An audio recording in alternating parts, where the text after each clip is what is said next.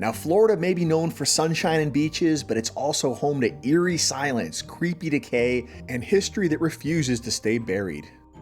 And in this one, I'm not talking about haunted houses, ghost tours, or cursed lighthouses. I actually already did a video about the most haunted places in Florida, and I'll link it in the description if you want to check that one out. But in this one, these are real places you can visit that are creepy for other reasons. The spooky history, the isolation, or the way nature swallows what people built. From forgotten islands to a city that feels straight out of the Stepford Wives, these are Florida's 10 creepiest places that you can still actually visit. Shell Mound, Cedar Key. The Shell Mound near Cedar Key looks like a hill, but it's not made of dirt. It's made of oyster shells that have been stacked by hand, layer on top of layer, for nearly 2,000 years. This was once the heart of a coastal native settlement, and archaeologists believe it was part of a complex that supported hundreds of people, complete with ceremonial spaces and fish processing areas. When you walk up the short trail, you realize you're climbing Florida's original skyscraper, a literal mountain of discarded life from centuries before Europeans ever even set foot here. The mound rises nearly 30 feet over a buzzing marsh that never seems to stop making noise. Crickets, bugs, frogs, distant thunder.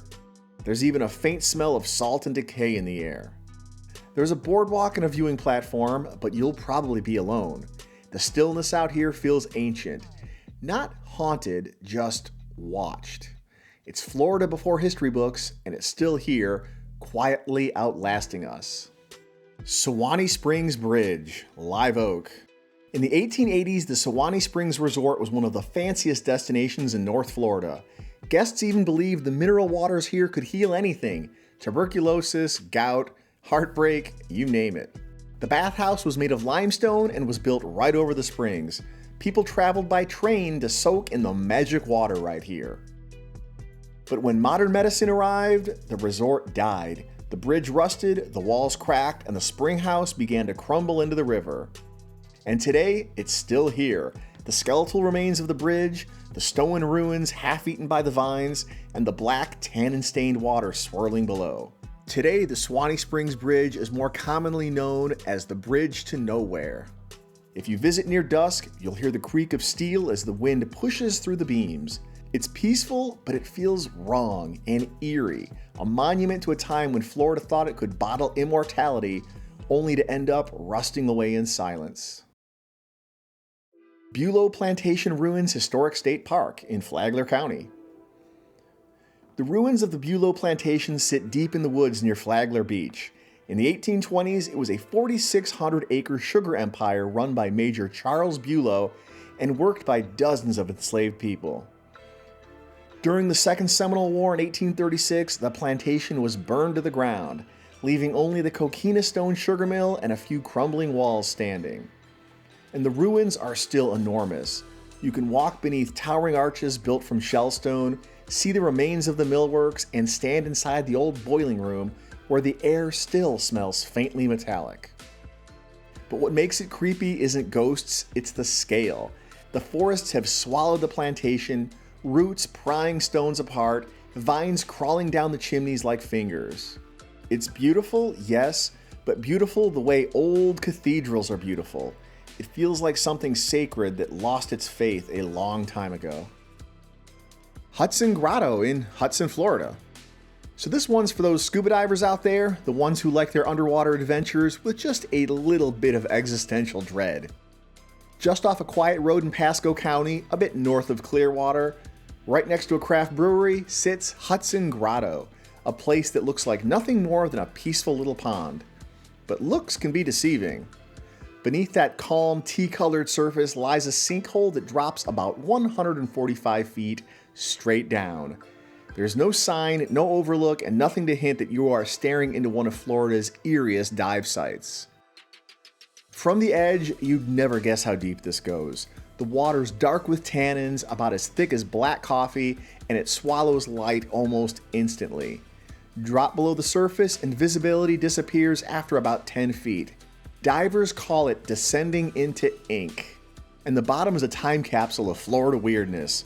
There's some fallen trees, some statues, and lots of weird things left behind by dive instructors, just for some spooky entertainment. It's a favorite dive spot for technical divers who want to experience the darkness and isolation of cave diving without the caves, or people who want to do night diving but in the middle of the day. It offers the same experience. It's open to the public, but this isn't just any old swimming hole. It's a black void hiding in plain sight right next to a brewery parking lot. The Green Swamp Wilderness Preserve in Polk and Pasco counties.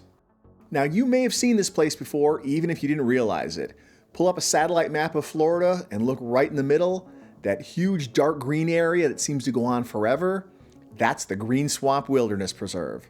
It's over 500,000 acres of wetlands, forest, and wilderness in the literal heart of the state.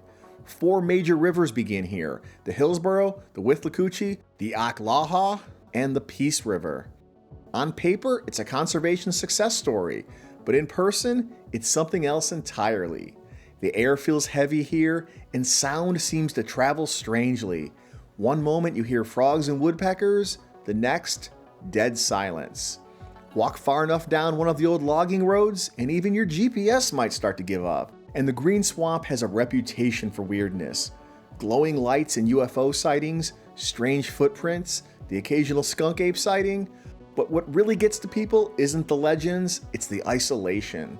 This is what most of Florida looked like before theme parks, highways, and suburbs. Flat, wild, and indifferent. The swamp doesn't care if you're there. It doesn't even seem to notice.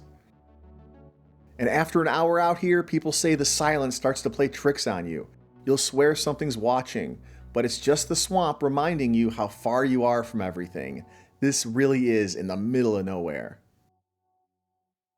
Downtown Clearwater, Florida, in Pinellas County. Now, most cities are creepy because they're abandoned. Clearwater is creepy because it isn't. By day, its downtown looks perfectly normal. Palm-lined sidewalks, Mediterranean revival buildings, even a view of the water. But come down here and visit on a typical afternoon and you'll notice what's missing. People. Where is everybody? Why does this downtown feel like a ghost town? Well, that's because downtown Clearwater is the spiritual headquarters of the Church of Scientology. Their massive flag-based complex dominates several city blocks, security cameras are everywhere, uniformed Scientologists and Sea Org members, the church's paramilitary branch, move quickly between the buildings with a sense of purpose that almost looks rehearsed. Where are they going? What are they doing? Nobody really knows, but they're often the only people you'll see in a place that should be a bustling Gulf Coast downtown. It kind of feels like the Stepford Wives shot a sequel in North Korea. Everything's spotless, symmetrical, and just slightly off, like a movie set that was built for propaganda. Some locals here even claim there are fake storefronts and plainclothes security quietly watching for anyone who looks out of place. And that means you. Now, this is a public area you can absolutely visit out of curiosity, but maybe don't get too curious. I'd stay in your car and don't engage with anybody. Assume you're being watched, maybe even followed, because let's just say the Church of Scientology isn't really known for handling outsiders or critics with Southern hospitality, if you know what I mean. And just to be clear here, we're talking about downtown Clearwater.